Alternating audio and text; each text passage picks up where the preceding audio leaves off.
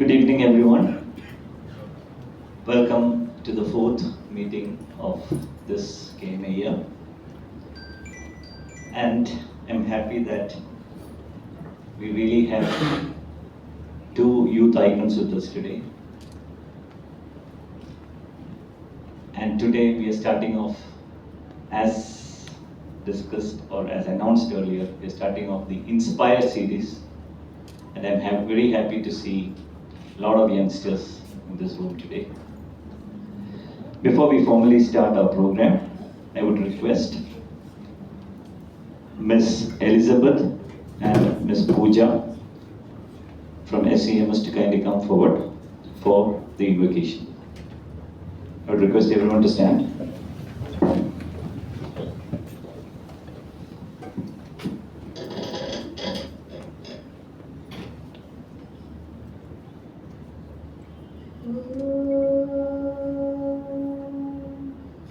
सर्वेषां स्वस्ति भवतु सर्वेषां शान्ति भवतु सर्वेषां पूर्णं भवतु सर्वेषां मङ्गलं भवतु सर्वे भवन्तु सुखिनः सर्वे सन्तु निरामयाः सर्वे भद्राणि पश्यन्तु मा कश्चित् दुःखभाग् भवेत् सर्वे भवन्तु सुखिनः सर्वे सन्तु निरामयाः सर्वे भद्राणि पश्यन्तु मा कश्चित् दुःखभाग् भवेत् मा कश्चित् दुःखभाग् भवेत्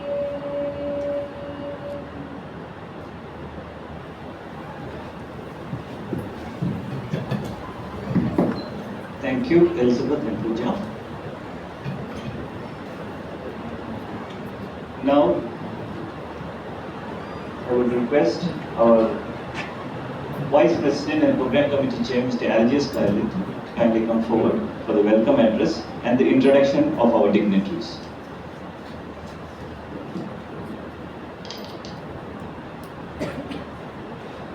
Good evening, everyone. It's raining cats and dogs outside, so it's nice to see, still in spite of the rain, almost full. President of KMA, Mr. Nuran, Honorary Secretary Dr. Haeal Joseph, esteemed Managing Committee members, respected past presidents and dear members of KMA and the student chapter members. It gives me immense pleasure to welcome you all to the inauguration of the first session of the INSPIRE series talk, and for the customary dual role of the Program Committee Chair to also introduce the invited speakers. As we gather here today under the soothing embrace of Kerala's monsoon, it's a reminder of the vitality and the freshness that rain brings to our land. Just like the rain, our theme for this year, Youth at Level Next, Empowering Young Managers, aims to bring new vigor and enthusiasm to our management community. Today, we mark on a journey to inspire and empower the next generation of managers. This series is not just an event, it's a movement towards nurturing young talents, fostering innovation, and building a resilient future. Our invited dignitaries, whose presence we are deeply honored, bring a wealth of knowledge and experience that will undoubtedly enrich our discussions and initiatives. To our Managing Committee members and respected past presidents, your unwavering support and guidance have been the backbone of our association's growth and success. I welcome you all with my folded hands. As we set the stage for young managers to ascend to level next, let us also remember the empowerment comes from collaboration, mentorship, and continuous learning. Thank you for being here today and for your commitment to making a difference. Let us embrace this Inspire series, a beacon of growth, inspiration, and empowerment. Welcome, one and all. Now it's my turn to introduce today's young dignitaries. As always, it's a lady first, and hence it's my privilege to introduce Ms. Nazneen Jehangir, Executive Director and CEO of Next Digital, a prominent entity within the Nest Group, with interests spanning in aerospace and defense, communication, energy and industrial, healthcare and transportation. Nest Group, established 3 decades ago, employs 12,000 employees across 32 locations worldwide, across all continents. Notably, 40% of their workforce comprises women, showcasing their commitment to diversity and inclusion. Ms. Jehangir, a second-generation entrepreneur and an engineer by training, oversees the software, education, and training businesses of the group. Under her stewardship, Nest software business has flourished, expanding into new geographies and technology domains. Their operations span across multiple development centers, including Kochi, Trivandrum, Bangalore, and a support center in Dubai. Beyond her business acumen, Ms. Jehangir actively engages in CSR initiatives through Nest Sneha Kuda Trust and is a dedicated advocate of women entrepreneurs as a member of CII India Women's Network. She also serves on the state level committee of governing board of the NASSCOM and CII, further illustrating her commitment to industry leadership and development. Recognizing for her outstanding contribution, Ms. Jehangir has received numerous awards, including the Economic Times 40 Under 40 Top Young Leader of India Inc. in 2020-21, and the Young Entrepreneur of the Year by Destination Kerala in collaboration with prominent business entities. Please join me in welcoming Ms. Nazneen Jehangir, a visionary leader. We are all honored to have her inaugurate the Inspire series and deliver today's inaugural address. Please give her a round of warm round of applause. Now to our distinguished speaker for the first Inspire series of KMA. We have yet another dynamic young personality with us today. Mr. Rahul Mamman comes from a family in the business of pharmaceutical distribution. After his MBA from the prestigious Indian Institute of Management in Ahmedabad, where he was General Secretary, Students Affairs, and was later elected as the head of the Students' Union in IIM Ahmedabad. He did an internship in Goldman Sachs, Hong Kong, and I understand from Naina Jacob that he left a job offer from the campus with a payback of over 1 crore rupees CTC to pursue entrepreneurship. On return from abroad, he wanted to expand his family's business interest to start a retail chain of stores in Kerala. With extensive experience in retail, wholesale, trading and warehousing within the pharmaceutical sector, Mr. Rahul Mamman has successfully launched and managed multiple ventures, including direct-to-customer business focused on pharma products, from where there was no looking back for him. Mr. Mamman's professional career is characterized by a series of significant leadership roles. Currently, he serves in the pharmaceutical distribution industry as a managing partner at N.A. Paul & Sons, managing director also of Todupuzha Drug House Private Limited, Director of Green Specialties Private Limited, a distributor of Ayurvedic and OTC products, Managing Director of Medigen Medicare Private Limited in the healthcare industry. Mr. Mamman is also a founder of Haeal, a venture he established in May 2020. Haeal reflects his entrepreneurial spirit and commitment to innovation in the healthcare sector. His experience also includes long-standing roles as director at MPC Pharma Private Limited, a consignee agent for companies based in Chennai. Furthermore, he has been a partner at MG Medical since April 2007, showcasing his deep-rooted commitment to the pharmaceutical sector. Since April 2022, he has been the manager of the cheerleading squad at Sugar Bow Girls, a hair curling product company, brand owned and managed by his dear wife Nina. In addition to these roles, Mr. Mamman has been serving as an advisor at Ashoka Word School since February 2021. Mr. Mamman's fail fast philosophy drives rapid innovation and growth while maintaining a lean bootstrap approach to management once stability is achieved. As an active angel investor, he is dedicated to supporting entrepreneurial ecosystem and helping startups launch and grow. While he champions digital advancements, he also values the enduring significance of offline consumer interactions, resulting in the success of the Haeal brand of FMCG products. Above all these, he is a great human at heart, and I know personally his contribution in construction of 68 houses for the 2018 flood victims named Dil Se, where we worked closely during 2019-20.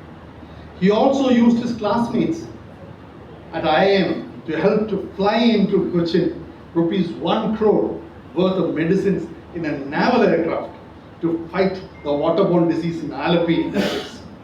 These are just some of the things which I know personally, which that I'm aware of. There may be many more. Ladies and gentlemen, please give him a loud applause. I welcome Mr. Rahul Mamman, owner and founder of Haeal. Over to President Mr. Vigu Punnuran for his presidential address.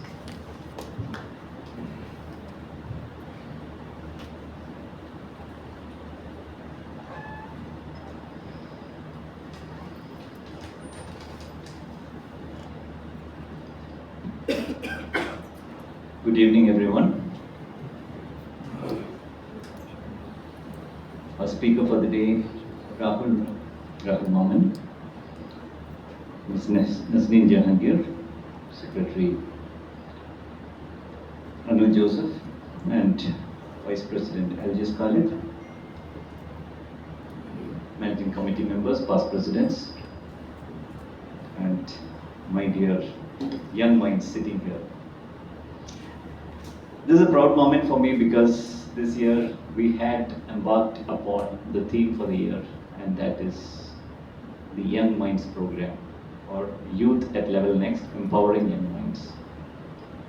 In fact, even for today's audience, we have been a little selective since Rahul was going to be the speaker, and he is he is a self-made businessman. Of course, he comes from a family of businesses, but then, having heard him, you know for sure that the initiative both of them, Nazneen and Rahul, have taken to build up their own ecosystem, their own lines of business within their business families is tremendous.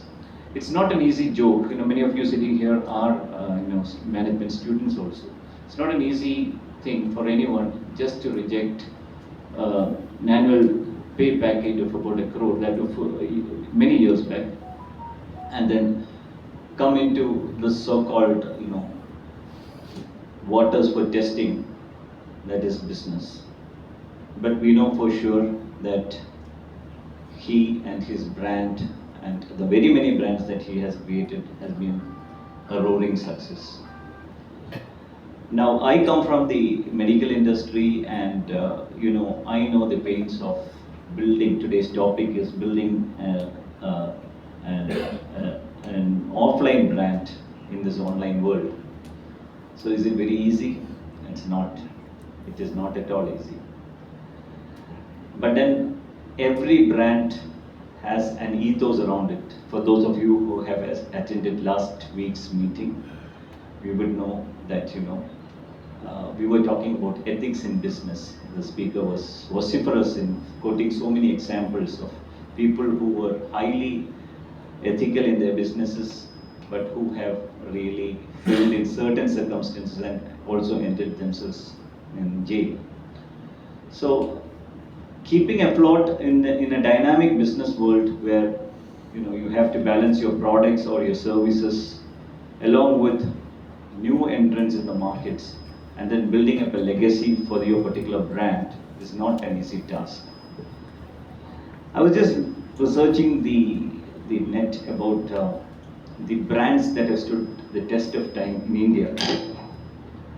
And 4 brands that came up were: 1, the Tatas, the Godrej, then Dabur, and Vadilal. Vadilal is a lesser known brand in this part of the country, but these are all in this part of the country. But then these are all brands that have stood the test of time over generations, more than 100, 200 years. And there are certain brands where even if they produce a pin, we would just go for those brands, whether they market themselves or not. Because we know that certain brands are associated with quality. And one such brand that I would like to say is perhaps Amul, which is a national brand, and they have a different way of advertising, a genuine or sometimes it is a jovial way of advertising current things. They don't advertise their product at all. They may be advertising current issues, but then they put it in such a way that finally it ends up with a product. So there are different ways in which people market their brands, whether it is online or offline. But then, as we all know, the customer is king, and people like Rahul, Mamman have been able to keep the customer as the king and project their brands, put it into the minds of customers. And I believe primarily it has got to do a lot with quality rather than anything else. So we are all waiting eagerly to listen to both of them, and I'm sure that the evening is going to be enlightening, especially since they carry with them good education, good background, and they have been successful in their own rights, not because they are the son or daughter of eminent people or eminent families, but they have been successful in their own rights as a businesswoman as well as a businessman. With this, I once again am very, very happy to welcome all our young minds to this program, and we hope that this movement within KMA is going to attract more and more youngsters to this organization who would later on take up the mantle of leadership in the years to come.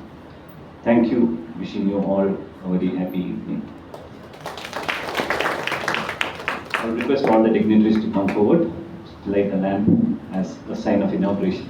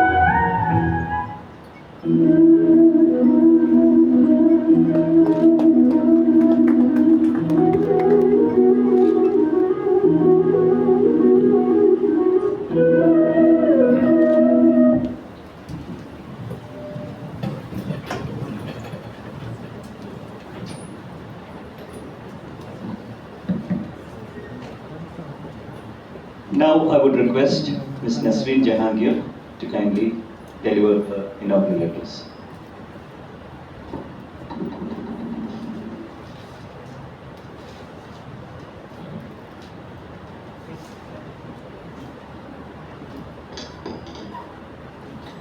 Good evening. So we can have some energy. It's a youth-inspired session, right? And we are all, I believe, young at heart, even the yellow or the young at heart ones, the yellow ones. All right. So good evening, everyone. Good evening. That's not like it. So distinguished guests on and off the dais, esteemed members of Kerala Management Association, the inspiring young minds, young talent who are gathered here in spite of the weather.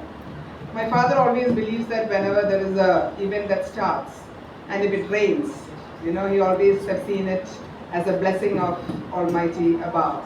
So I know it's been raining all day, but at least when the prayer was called in, we had immediate shower. So I believe that God has been with us in this venture, and it's always young minds who are the power of future. So I believe that it is a great initiative to start with. So with God's blessing, let's start. So it's an honor to be here tonight to launch the KMA INSPIRE series. This initiative marks a new chapter in KMA's long journey. So KMA is very familiar for the practices and procedures that they have been able to bring into the Kerala business circle. So it is definitely a new one, and one here to stay and inspire people, I believe. By empowering the next generation of business leaders, we are ensuring a brighter future, both in terms of our state's economic growth as well as the business landscape. So thank you for inviting me here to be part of this journey and inaugurate this aspiring inspiration series that I'm also looking forward to. My last time I was in KMA Forum is for a panel discussion, and it was for second generation entrepreneurs in family business. And it was a quite interesting forum and after that, this is my next time in the KMA Forum, and I'm delighted and very happy to be part of this and be here today. KMA has been a driving force in Kerala management landscape through its diverse forums. You can see their conventions, conclaves, workshops, seminars, and lectures. It has fostered a very vibrant ecosystem of knowledge sharing. These platforms have brought together industry experts, has brought together academia, and together creating a beautiful scenario where aspiring business minds can look up to and have continuous learning and growth. Mr. Algiers did mention about collaboration, so I also believe that innovation, collaboration, and growth, these are all tied in together for our fostering growth for our next generation. The INSPIRE series builds upon this legacy of KMA, providing a very sufficient and very powerful platform specifically designed to equip young minds, young talents, and making sure that we have future business leaders and innovators from this very own state. This year's theme, Youth, the Next Level, Transforming Young Managers. I'm sure I'm looking at your future managers here in the room. Couldn't be more timely, appropriate, and personally it resonates with me. Our future definitely depends on how we are able to bring innovations and growth together, and who better than doing it than the youth and the young minds and young managers and entrepreneurs who are here and who is split across the state of Kerala. At Nest Group, we're driven by passion. People the innovation, the passion for innovation is something that drives us. This is constantly imbibed by perseverance and persistence, and we believe in building meaningful partnerships. And this has been one of the main reasons, or one of our success mantra of the group, spanning over 30 decades now, and with God's grace and hard work of the entire group going forward. I can state an instance during the COVID times when we had all the restrictions and everything coming on, working, and everything around, we had a very, very small team, both from our hardware and software division, who demonstrated this innovative spirit. They came together to build up a ventilator in less than 10 days' time and was greatly helpful for the state's effort. The willingness to challenge the norms, come up with rapid solutions, and overcome the so-called normal can only be found in the young minds, the young talent, and we constantly believing in investing and nurturing the talent at our group. Like each one of you sitting here, I also started with a dream. Definitely, I had a platform to start with, and I had a profound source of inspiration, and that inspiration came from my father, Mr. Jehangir, who is the founder of the group and who today continues to be the main driving force of the group, plus a very inspirational leader, being hands-on even to this day from the inspection of the group in 1990. From a humble beginning, we have grown to partner with organizations like ESRO. We had groundbreaking support in being part of Chandrayaan and Aditya. The group works with NASA for projects like Mars Perseverance. Our contribution to Tejas, the India's pioneering indigenous aircraft, underscores our commitment towards innovation and also to excelling in the business that we are working in. The INSPIRE series embodies this belief. It equips young minds with skill, with knowledge, and most importantly, inspiration, which is grooming them into future leaders, both for the state, to Kerala's economic growth, as well as for our global, showcasing them on global grounds. At Nest, we are grooming young engineers, giving them option to be thought leaders, future innovators, and become part of a growing company who helps us showcase in different verticals that we work with. KMA is creating this vibrant ecosystem of learning and growth through these series by bringing together industry leaders and seasoned experts like Mr. Rahul Mamman here, who will be sharing invaluable insights on building an offline brand in today's online world. KMA providing young minds with unique opportunity to learn from the best. Mr. Mamman talks is particularly relevant in today's environment, where we are all moving into the online scenario, and the digital age brings in challenges as well as great opportunities.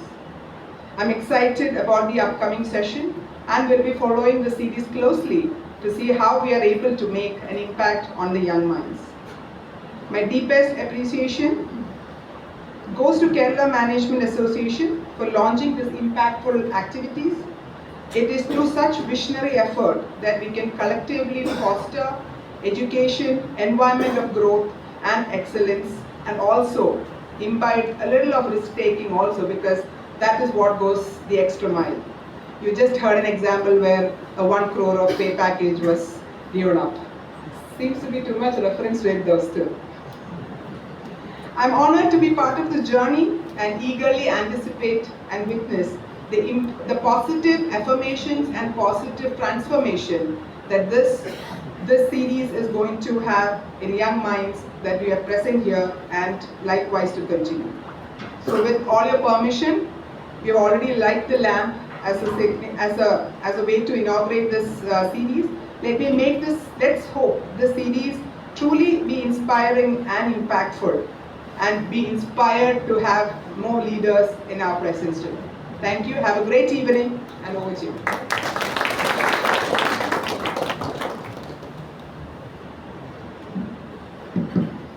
Thank you, Nazneen. And now it's over to Rahul to give us this amazing story.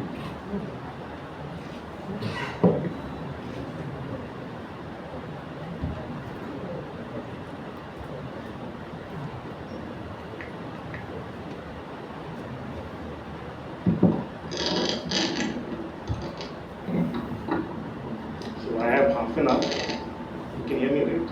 Okay. Anyone who doesn't understand Malayalam? I'll probably switch languages. Thanks for the intro. I did not even realize I put so much on LinkedIn.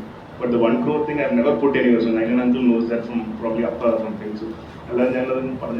So thank you for the intro, and unfortunately my wife was not here, she would have probably felt good listening to that, at least I felt good.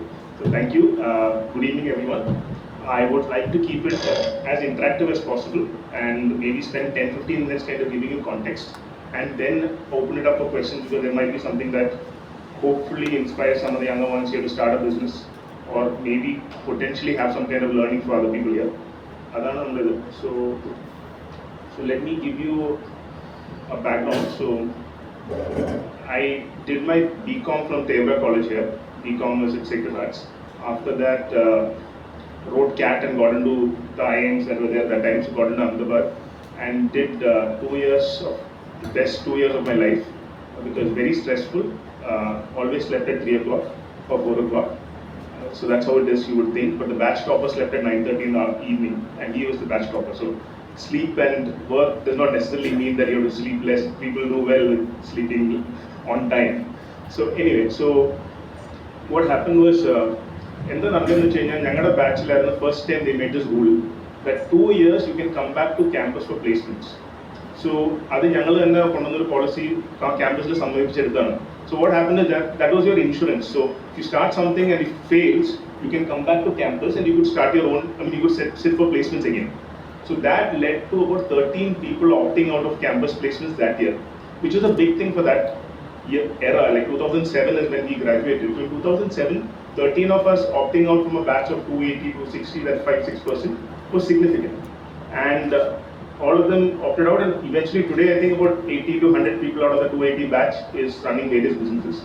One of them runs a business that some of you might know. It's called Sugar Cosmetics. Vinita was our batch, and she started, and she took a long time. It looks very successful now, but till 2015-16 she was struggling, and not struggling that way, but she's working very hard. In 2016-17 then she finally got a break. So overnight success took her 10 years for it to happen, and now it's like she's a shark, right? So even we find it difficult to get access to her. So that's the background from saying, and I wanted to start a retail chain. Retail chain, but I never started a retail chain because I tried to understand more and more about starting more retail shops. If some of you are in retail or exposed to retail, you understand retail is highly complicated and it is tough to run the business. So decided not to do that. We got into pharma distribution.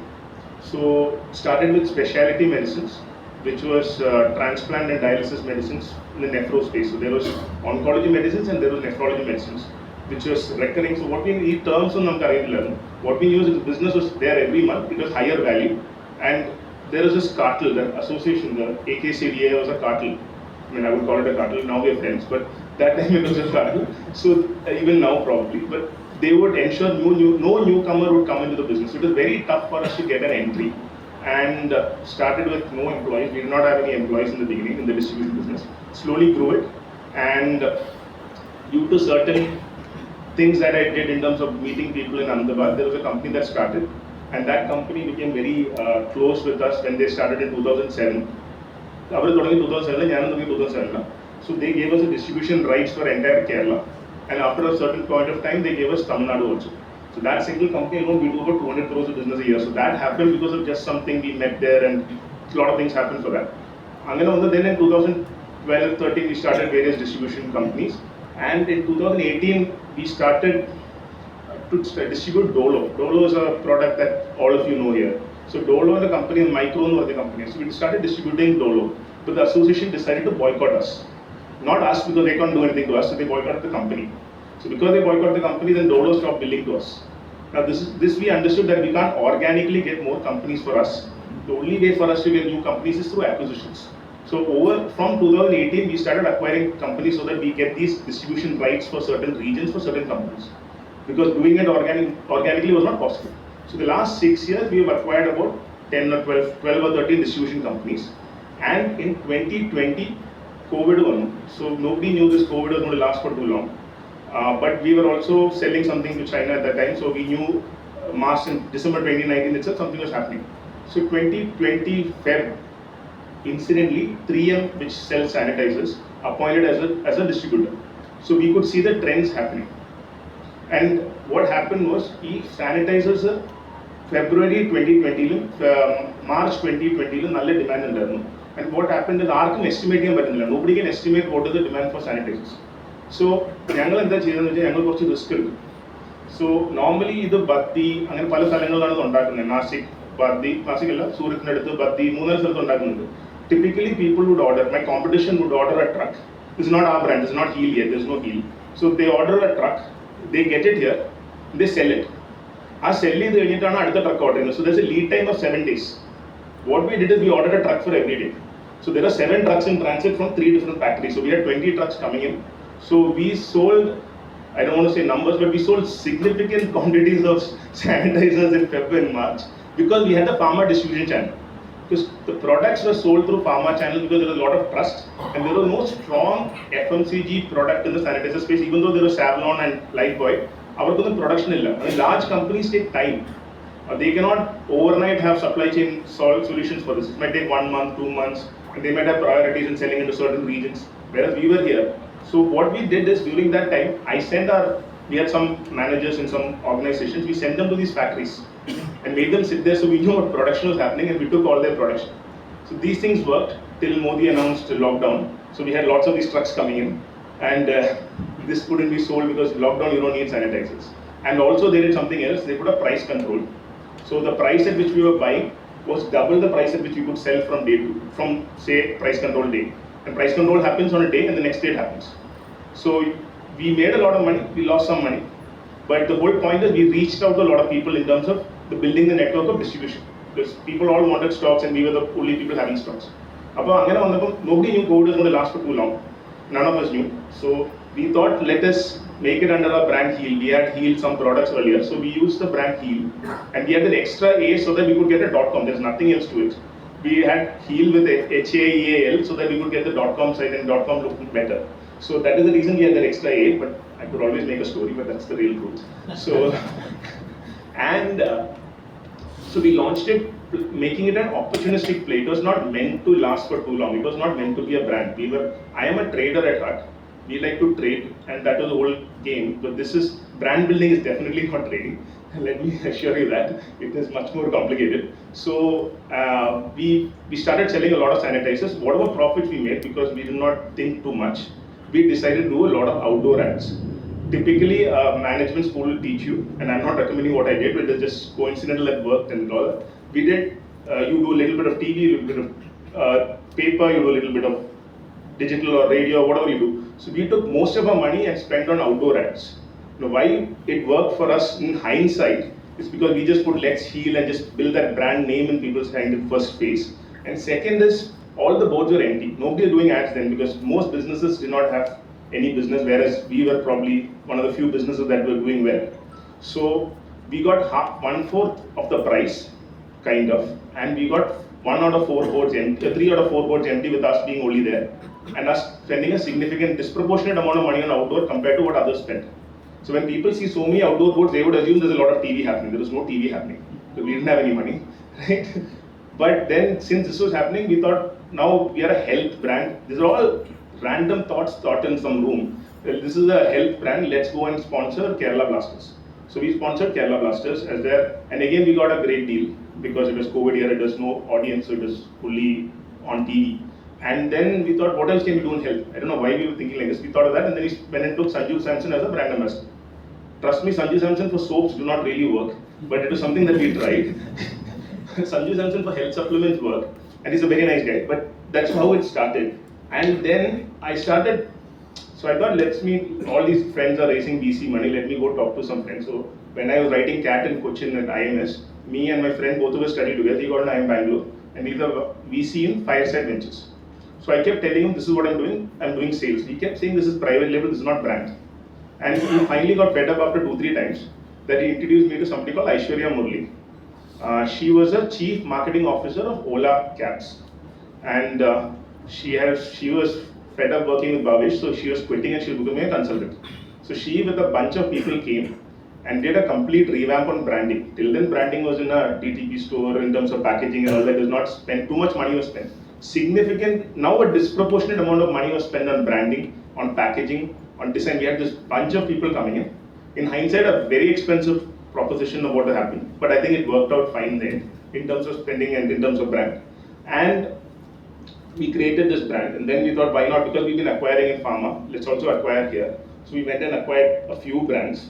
One being Laura Soaps, which has done okay because of budget and we couldn't do too well. But the other one was Scott, and which has now become 70-60% of our revenue, or 60% of our revenue. Scott, which is a liquid detergent and a floor cleaner brand. And we currently do about 10 to 12 tons of product a day of that single SKU. So yeah, so Aishwarya and I worked, and then finally we thought, why don't we start a different company wherein she could have majority stake, and we started a company called Unbottled together, which is a premium personal care thing with recycled plastic as bottles and stuff like that. I realized that they have to raise VC and bleed and all that is something that I don't understand.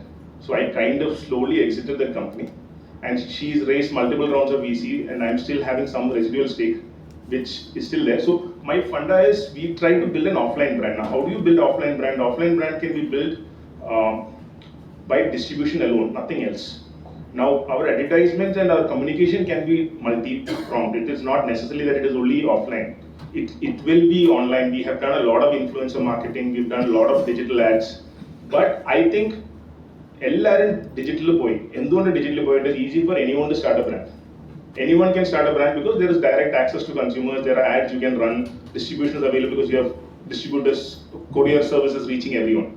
But because everyone can reach to everyone, it's become very easy for everyone to reach. So there's hyper competition also. So I don't know of any real brand which make money online. There might be a 1 or 2 for every 1,000. I'm not saying there's none, but very few brands make money online. So we decided, why don't we stay offline only? So we stopped selling on Amazon and we stopped selling everywhere else because our cost economics, unit economics don't make sense. It might make marginal sense, but it doesn't really make sense. It is available on Amazon, certain products, because people like to buy it and it's there, but we don't spend any money on ads. And we went and did a lot of activities with Lulu, Nesto and all that. Some of my team members are here. Hopefully they will achieve their targets this month. And and we have to be in about 20, 30,000 or 50,000 stores to really reach places. This retail innovation is being in a store shelf. If it is not available in the store shelf, no amount of advertisement is going to work for you. And being in the store shelf with no advertisement also, a lot of things will sell. So ആദ്യം സ്റ്റോറിൽ ഉണ്ടാവണം. സ്റ്റോറിൽ ഇല്ലാതെ ഒന്നും നടക്കാൻ പോകുന്നില്ല. So store shelf എത്താനാണ് നമ്മൾ ഇപ്പോഴും ട്രൈ ചെയ്യുന്നത്. So for us, how I put it in a very simplistic way, I'll open it up for questions and maybe I'll speak for a couple of minutes, is that it's almost a brand building thing is a marathon. One thing is a marathon, it's a long-term thing. Second is it's like getting the consumer's vote. To get the vote, we need to be on the ballot paper. So we need to get the shopkeepers to stock our product. So that confidence building is what actually worked in the first 2-3 years of ads. It is not necessarily getting a consumer to go and pick it up. It's more to reduce the resistance when you go to a shop. Either we try it, and in no way would we call ourselves successful. We would call ourselves work in progress, and hopefully we make it. That is the whole idea. The idea is to make it. But calling ourselves successful would be completely premature. But lasting 4 years itself is a task. Hopefully we last another 6 years, but once you cross that threshold of 10 years, you hopefully last for a really long time. And yeah, so I think I'll open it up for questions rather than just keep speaking. I think I'm limited with time in terms of what I need to speak. So yeah, you can ask questions. Yeah, that's okay. I'll start.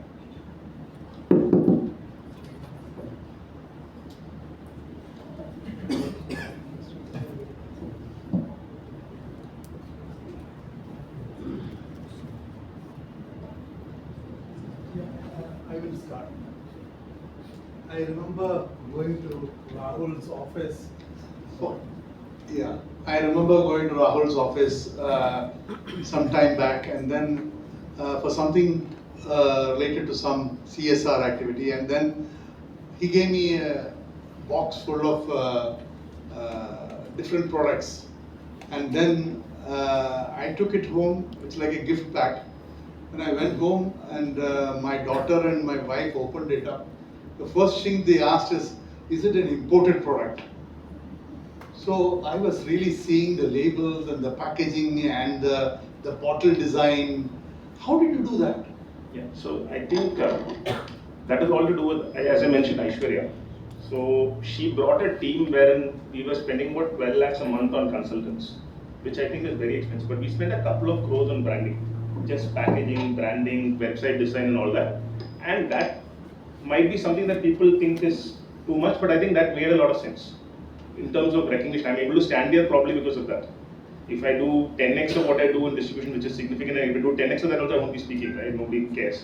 But the brand probably is something that matters, and people who did the branding were people who worked in the best agencies in the world. Not small, they were global. And the whole idea when they explained it to me, I still did not get it. I'm not a brand person, so I did not get it fully when they spoke to me. Is that this would sit on any shelf in the world. These are the words they used. This would sit on a shelf in Tokyo, it would sit on London, it could sit anywhere and not look out of place. Which now I kind of appreciate and understand. At that time I did not know. But somehow during that time I felt like doing it. Probably because of the confidence I had in that team, even though it was expensive. And I think, so there are two more things. One more thing is that you can spend a lot of money on creating packaging and all that. Then if you don't spend money on distribution of the ads, distribution of the product, if you don't spend money on the ads, there's no point.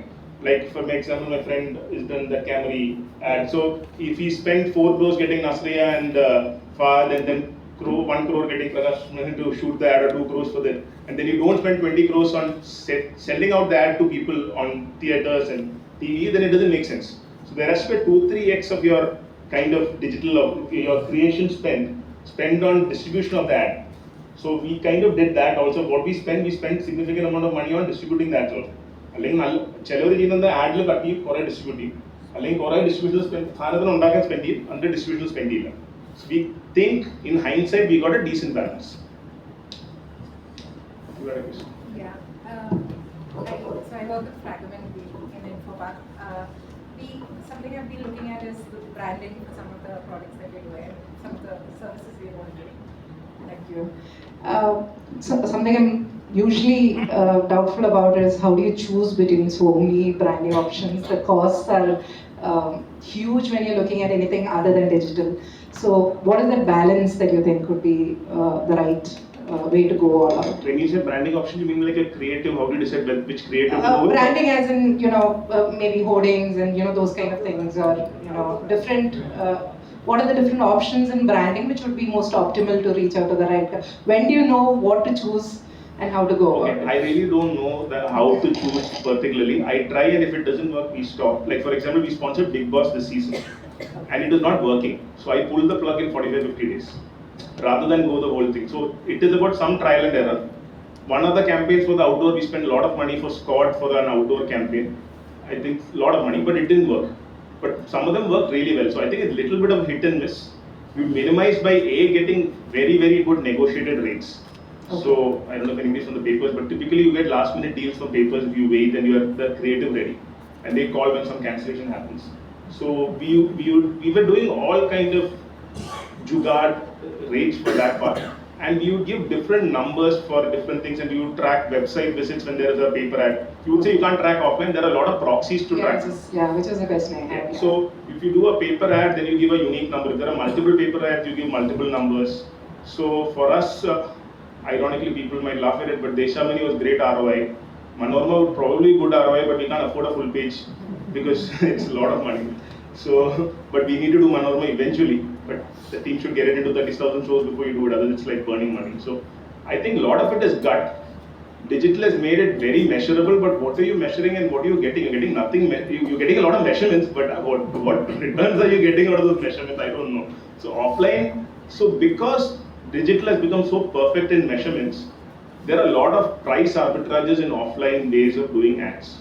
So a lot of places you will get much better return. For example, I can't quote numbers, but we did 600 theater ads, like we did 600 screens for a period of 6 months theoretically, but we cut it down to 3.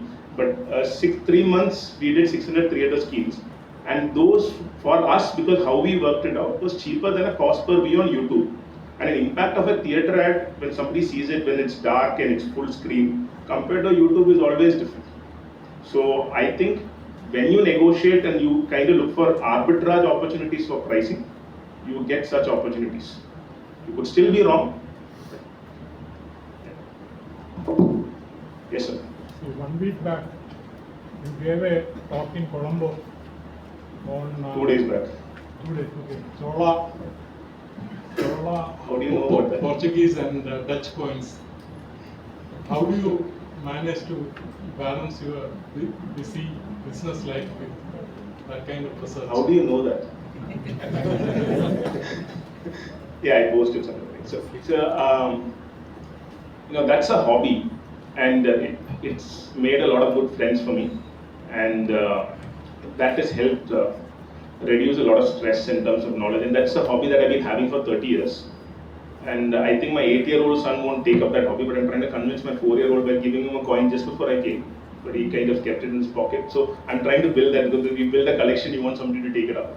But a hobby or reading or traveling and all that is something that is useful for anyone running a business.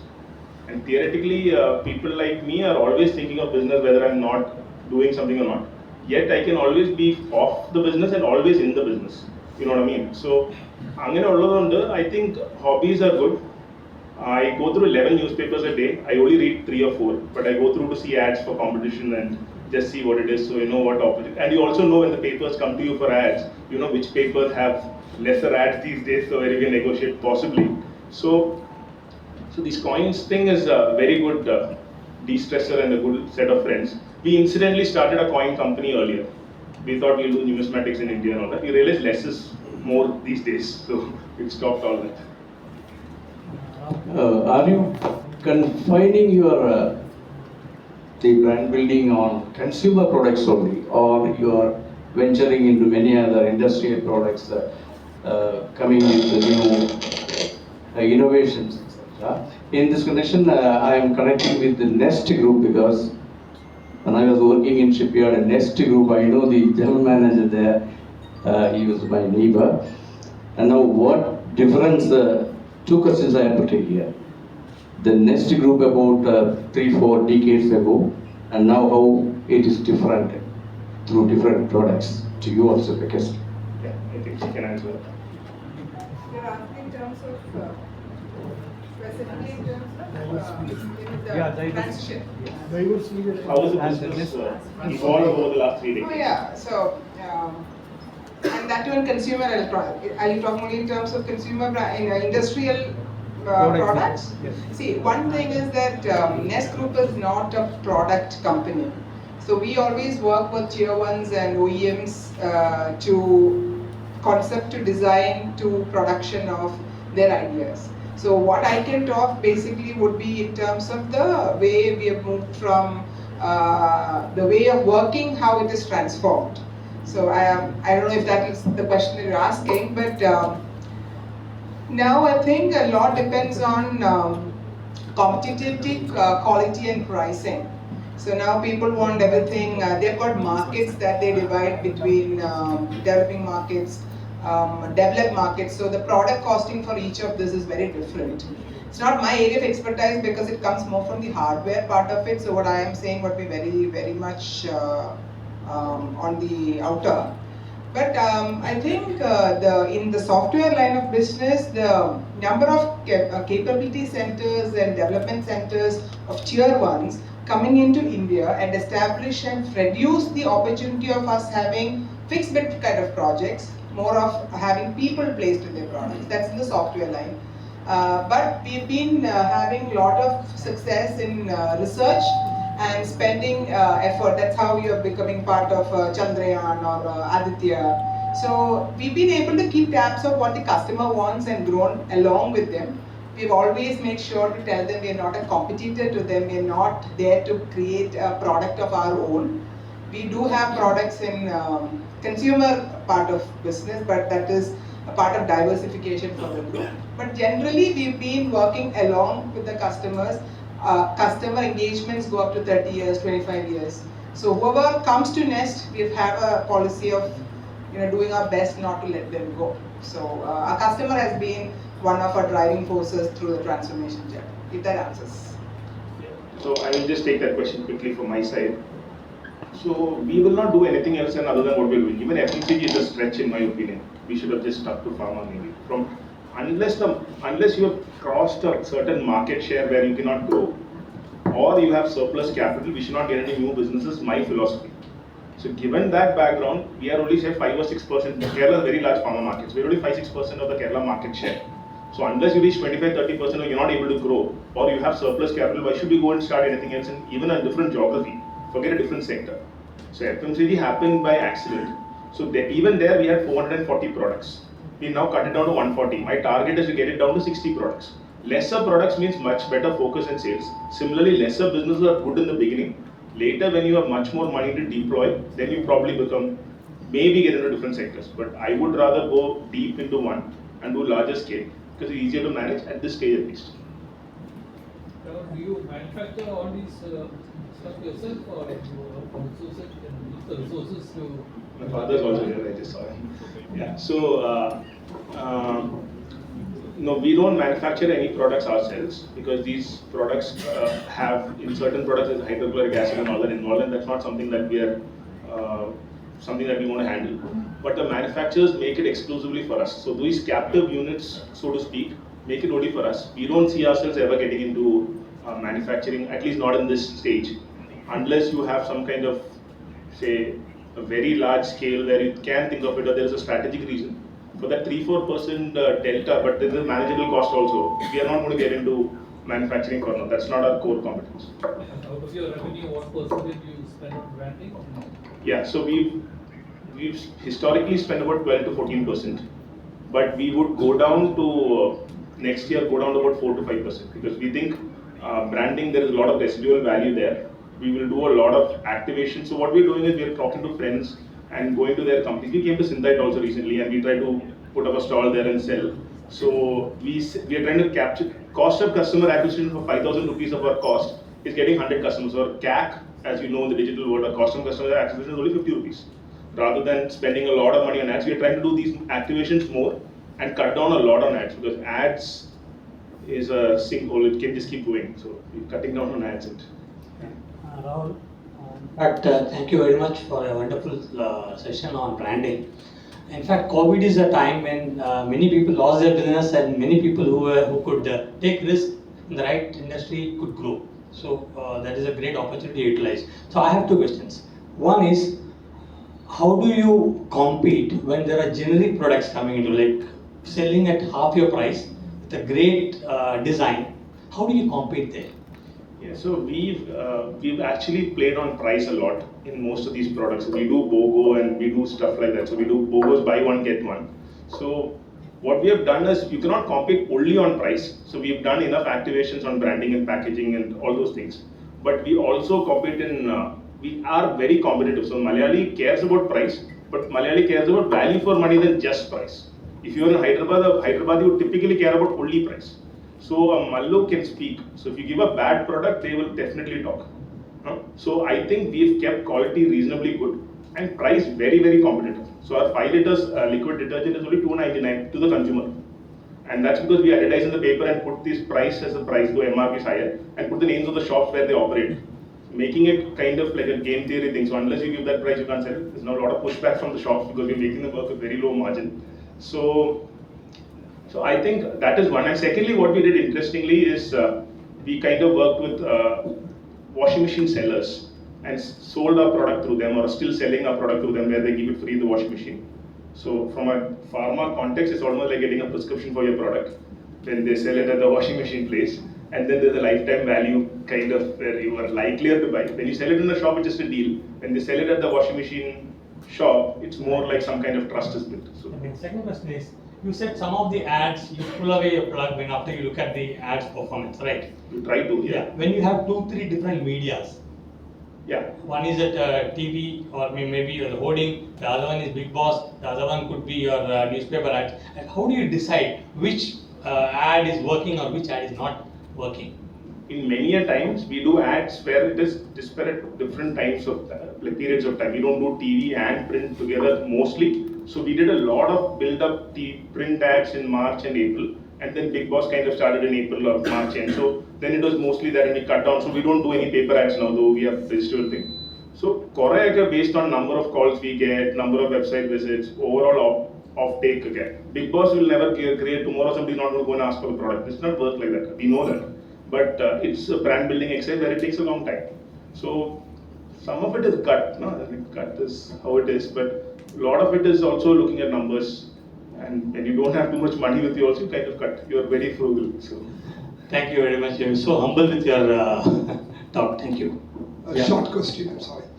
So do you think that this branding is confined to only the industrial products or consumer products? It cannot be done for the service industry.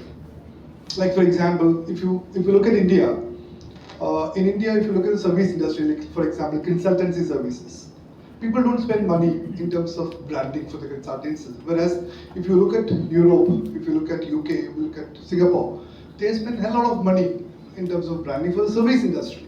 So people here in India, do you think that the branding is just confined only to the consumer products and the industrial products? It used to be like that. Over the last 5-6 years, it's changing a lot. So I think if you go on LinkedIn, you'll find a lot of people trying to build their personal brands, and that eventually evolves into whatever service you're promoting. So I think that's changed. You need to do a lot of branding for whatever service you're doing also.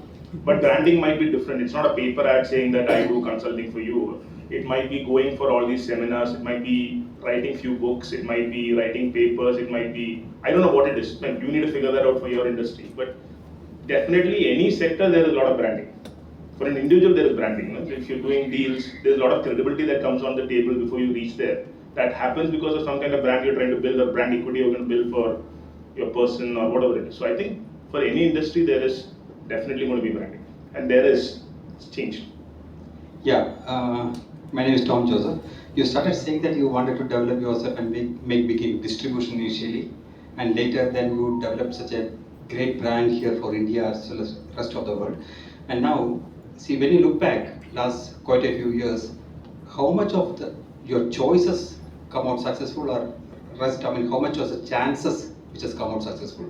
The choice or chance which has come out more good for you? Purely chance, right? I mean, you either in pharma If and then in that COVID case, happened. one or two cases where chances helped in a major way. COVID is chance. It is not something planned A. Just to clarify, 95-96% of our business is distribution, and that is the thing we are punting on. Whereas the brand is being built slowly and over a period of time. So their scale is happening in the distribution business, and that's what we do. This was an accidental brand, and now we are trying to nurture this baby into something bigger. And the luck has been how this brand got started was pure luck. There was COVID, we were in pharma, there was sanitizer requirement, so that's how it happened. But then we have tried to do some retail stores which have not worked. Some extra stores we started in work. We started branches in Cherthala and Kodungallur, we had a shutdown in pharma. Then we bought this brand Laura, and now it's not doing as well as we thought it would. So we've made a lot of mistakes, but how we do it is we don't bet the house on a particular decision. We take smaller bets which we can absorb the hit, and before we start any particular new initiative, we expect the whole thing to be written off mentally. And how will that impact us? Rather than, typically entrepreneurs have to be optimistic. We are optimistic, but we start off pessimistic in the sense from an operational point of view, so, or whatever, planning point of view. Hi, Sarin here. We had few interactions on LinkedIn. Yes. Hi. So just wanted to ask, you had been sharing few things here and there, in which you seem to be making some off-the-cuff, radical decisions, quick decisions making. So just wanted to understand, many of the people here in the business side, we kind of think through to make some decisions, and there will be few who make some decisions just in the day. I am kind of someone who makes few, at least 1 or 2 days to make some significant decision. But you seem to be making quite a few decisions quite successfully also. So just wanted to know some significant failures. Like you had shared few failures like the Big Boss or something. But I just wanted to know where you didn't have you were not able to cover the losses. You had in the Big Boss you were able to pull it in 41 days, pull off in 41 days, and you were also covering the losses at one side, or reducing the risk that you were taking. So were there some instances that you could share where the decisions were quick and you made some significant losses? I think, not just financial, also anything. Much like. So I think decision doesn't make too much of a difference. We analyze So we have somebody who helps me with that. So അങ്ങനെ വരുമ്പോൾ analyse ചെയ്ത് കുറെ analyse ചെയ്താലും ഒക്കെ തെറ്റെന്ന് തെറ്റാം. അതാണ് എൻ്റെ ഇത്. വാട്ട് വി ഡു നമ്മൾ തെറ്റുന്നതിൻ്റെ വലിയ പ്രശ്നം വരാത്ത രീതിയിലുള്ള തെറ്റ് വരട്ടെ എന്നുള്ള രീതിയിലാണ് നമ്മൾ ചെയ്യുന്നത്. പിന്നെ നമ്മുടെ കേരളത്തിൽ പൊതുവെ എന്ന് പറഞ്ഞാൽ എന്തെങ്കിലും തുടങ്ങിയിട്ട് നിന്ന് പോയി കഴിഞ്ഞാൽ പിന്നെ ഭയങ്കര പ്രശ്നമാണ്. നമ്മൾ പൊട്ടിപ്പോയെന്നാണ് വിചാരിക്കുന്നത്. അങ്ങനത്തെ പ്രശ്നം നമുക്കില്ല. Because we take smaller risk, it doesn't effect us. But for the outside world it looks like we are failed. So we started one store in Chennai in a mall, Arogya. It was doing okay but not doing too well. So we pulled the plug very fast, which looks very rash to the outside world. But because we are able to pull the plug fast enough, it doesn't affect us. Like my team would say, when I talk to them about like 6 months from now what the problem is going to be, and push them now rather than tell them when everything, the ship has sunk already, right? So when it is leaking, we have to plug the leak or cut the losses. So അങ്ങനെ നമ്മൾ ഈ decision വേഗം എടുക്കുന്ന പോലെ തന്നെ ലോസസിന്റെ decision വേഗം എടുക്കും. ആ ഷോപ്പ് അടയ്ക്കണം എന്ന് പറഞ്ഞാൽ അടയ്ക്കും. അല്ലെങ്കിൽ ലോറ നമുക്ക് വേണ്ട രീതിയിൽ വർക്ക്ഔട്ട് വന്നില്ലെങ്കിൽ we will cut down on our spends there or give it back to the old owner on some arrangement or something like that. So we take those decisions both sides. And I don't think planning beyond a point is, I think planning is overrated and luck is underrated. Right? So I think that is my point of view, and we are just doing something. So I want to ask you how much of an influence your PG days played in your success as an entrepreneur. Yeah, so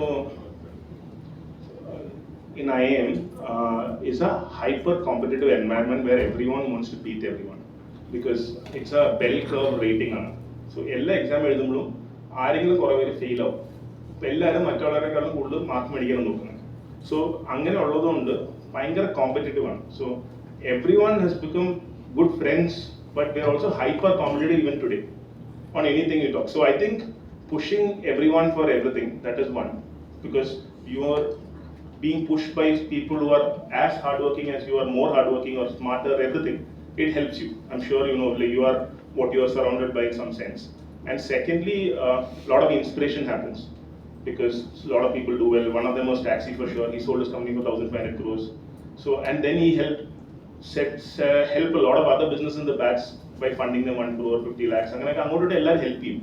അപ്പം I think one is this inspiration, second is this help to each other, and third is if you have some problem, you know there is somebody you can call because there are area of expertise for somebody or other. Operations ആണെങ്കിൽ ഒരാളെ വിളിക്കാം. അപ്പോൾ ആ PG ഡേയ്സിൽ ഒന്ന് ആ സമയത്ത് നല്ലതായിരുന്നു, നമുക്ക് കുറെ പഠിക്കാനൊക്കെ കിട്ടി. പിന്നെ ഞങ്ങൾ അവിടെ പഠിപ്പിച്ചതെന്ന് വെച്ച് കഴിഞ്ഞാൽ you can learn any sector enough to talk to an expert in a couple of weeks. അല്ല എല്ലാം നമുക്ക് ഒരിക്കലും അറിഞ്ഞിരിക്കാൻ പറ്റില്ല. നമ്മൾ എന്തെങ്കിലും ഒരു കാര്യം ചെയ്യാൻ പോകണമെങ്കിൽ നമുക്ക് അതിനെപ്പറ്റി വായിച്ചു കഴിഞ്ഞാൽ കുറെ പഠിക്കാൻ പറ്റും, ആവശ്യത്തിന് പഠിക്കാൻ പറ്റും. You don't need to know too many things. പിന്നെ നമ്മൾ അതിനെപ്പറ്റി കുറെ ആൾക്കാരെ സംസാരിക്കും. ഇപ്പം ഞങ്ങൾ കേരള ഏഞ്ചൽ നെറ്റ്വർക്കിന്റെ ഭാഗമായിട്ട് ഒരു സ്റ്റാർട്ടപ്പിൽ പോയി. അപ്പോൾ അവരുടെ കയ്യിൽ കുറെ പൈസ എടുത്ത് അവർ കുറെ കാര്യങ്ങൾ ചെയ്തു. അതൊന്നും നടക്കുന്നില്ല, അവർ അത്രയും ഹാർഡ് വർക്ക് ചെയ്യുന്നില്ല. അപ്പോൾ അവർക്ക് മാർക്കറ്റിങ്ങിന് പൈസ ഇല്ല. പക്ഷെ അവരുടെ ഒരു എന്ത് ബിസിനസ് അല്ല, അവർക്ക് ഈസി ആയിട്ട് റോഡ് ടു റോഡ് പോയിട്ട് അല്ലെങ്കിൽ കടകളിൽ പോയിട്ട് എന്തോ വേറെ they ought go to the customer, they can go physically and do marketing. അതിന് പൈസ ചിലവില്ല. But they won't do that.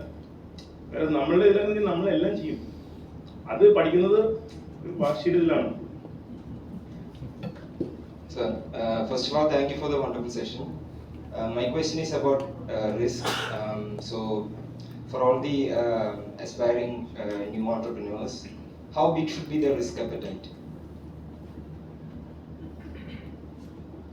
Yeah, risk appetite has to be different for different people, obviously based on your circumstances and how much of your social circumstances is very important for you when you take risk. But not taking risk is a bigger risk, one thing.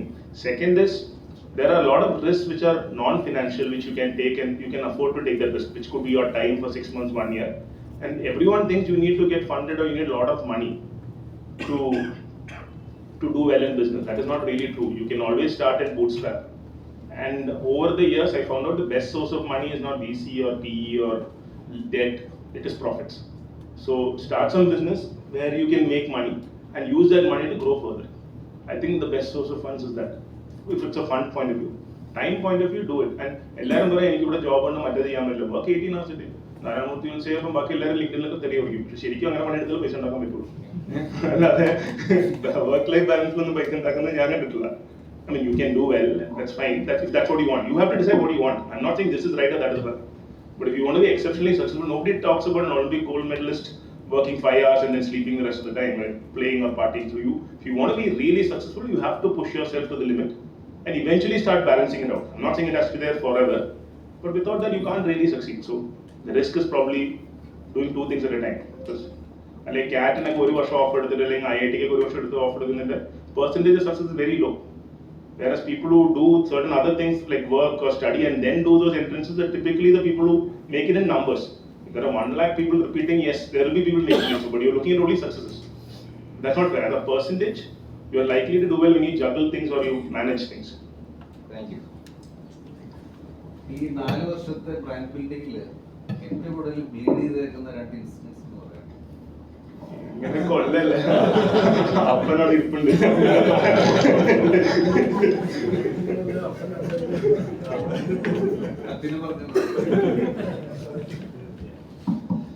So thank you very much, Rahul and Nazneen.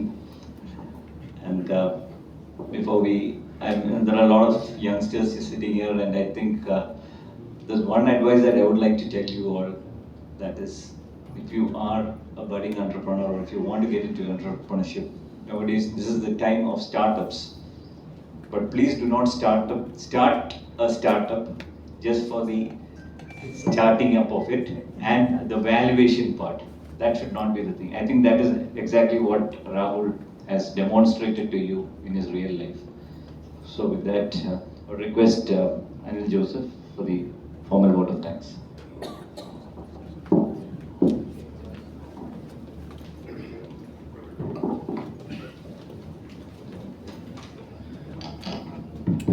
Good evening all, and respected President Bibu, Vice President Algiers, the speakers of the day, the inauguration by Nazneen and Rahul, my past presidents of KMA, MC members, and the big packed hall. As an engineer, I was wondering how we will increase the space for attending to these talks. So I was part of the team who did the restructure, and I realized that we need more spaces for accommodating the people when the youth inspires. And we're very happy to see so many youths being present here. And definitely in the last 1 hour, you have got so many valuable points with the sharing of experience from both of them, which I don't want to repeat. They were very clear in their message to you that 1, passion. 2, sticking to your business makes the difference. So that was very clear. 3rd, President added it up. Don't make a startup for the sake of starting, and don't try to get on the valuation part. Definitely in this online era, coming to generate an offline brand is a great job, which was very excellently done, and it is always passionate. And I see Rahul most of the days when we both play badminton at the regional sports center, and I have seen that after the play, he will come there sitting very relaxed with 10 to 12 newspapers in his hand. And I always, whenever I pass him, I ask him, so why do you read so much of the newspapers every day? And today he got the answer for that question which I had. Even though I asked him, he will just laugh at me and he will continue reading the paper. Now I got the answer for that. And innovating yourself, looking and keeping your eyes open. So that one question he's told, the biggest risk we take is that not taking a risk. And the luck coefficient and the innovation coefficient or the factor. So luck coefficient plays, but then unless and until you make the move, it doesn't happen. So message is very clear, keep moving. We always believe that in Kerala, our youngsters are going out. They don't want to stick into here. Now everybody is happy, working in the different parts of the world. And we have seen that most of our neighborhoods, no youngsters are nearby, everybody is abroad. And here we are seeing 2 people who make a real impact to the growth of the state, growth of the economy, and these sort of people are the one who is going to inspire the youngsters. And our theme of the year, youth power with young minds, because we also want to be part. So that is why we put young minds. So we can be part of that. And here it was very, very, very happy to hear this happening. Whereas we see that, and recently last week I was in US, and I was feeling that is it the right place? Because there are so many zombies, so many use of drugs, and to walk on a street safely is a challenge. Whereas I feel Kerala is much safer, much safer if you compare with any other part of that. So we sometimes miss the very vital point, and like God's own country we have. So we have to inspire our youth to stay with us.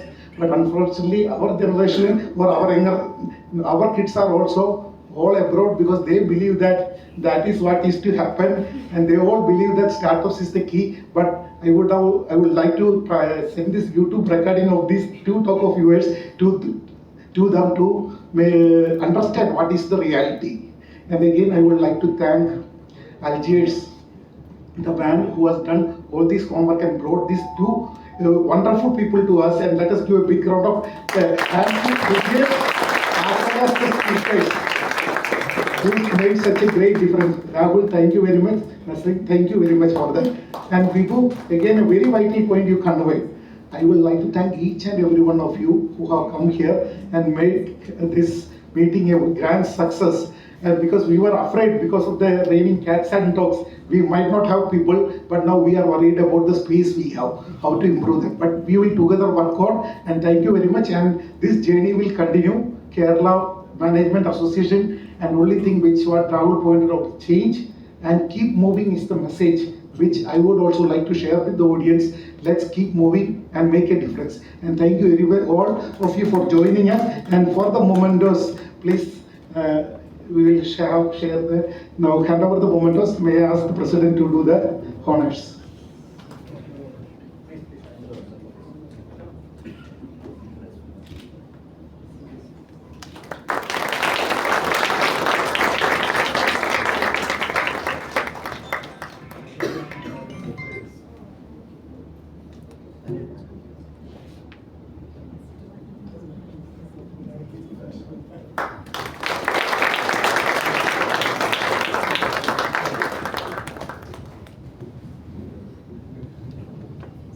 Thank you once again, and I would like to point out that next week we will have the Leader Insight lecture series, Green Initiatives, a Journey in the Renewable Energy Sector by Minnie Joseph, GM, CR. So that will be the talking on July 3rd, Wednesday. So please join us for that session also, and wish you all a happy evening and enjoy the rains which makes the changes. And the climate change is bound to happen. Few months back we were worried about the heat, or a couple of months back, now we are worried about the rains. Let's keep moving forward. Thank you very much.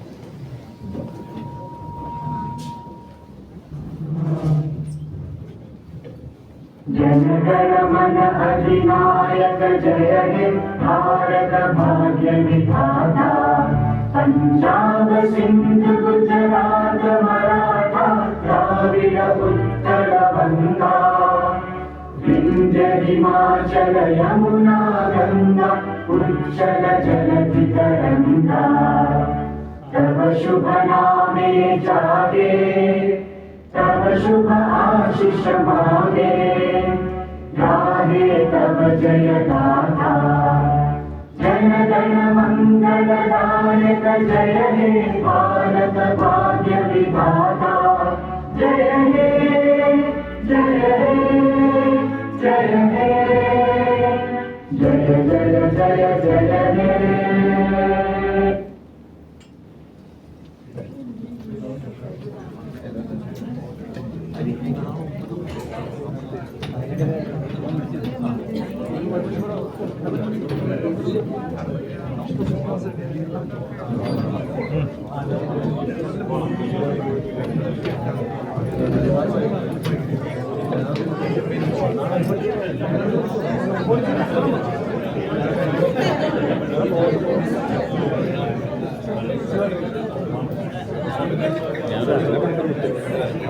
Yeah.